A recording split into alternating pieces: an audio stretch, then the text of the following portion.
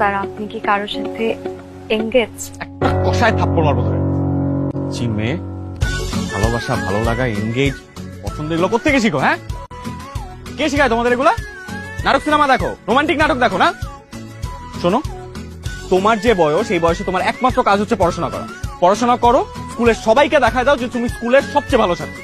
দেখাই দিব, কিন্তু আমার একটা শর্ত আছে। কি? আমি যদি ঠিকঠাক মতন পড়াশোনা করে ভালো রেজাল্ট করতে পারি তাহলে আপনি আমার সাথে প্রেম করবেন।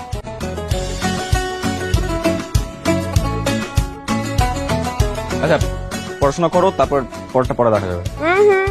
পরে দেখা গেলে তো হবে না, আপনার আমাকে এক্ষুনি প্রমিস করতে হবে। প্রমিস করেন।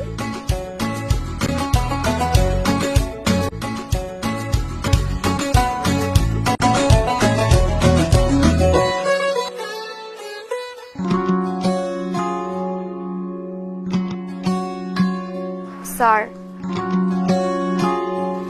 আপনি কিন্তু আমার হাত স্পর্শ করে প্রমিস করেছেন। এখন আপনি যদি কোনো কিছু উল্টাপাল্টা করেন আমি কিন্তু মারা যাবো স্যার। আরে তুমি মারা যাবা কেন? আমি আমার প্রমিস রাখবো। এখন থেকে পাগলামি বন্ধ করে একমাত্র কাজ হতেছে পড়াশোনা করা, ঠিক আছে? আরেকটা কথা, রোমান্টিক নাটক দেখা একদম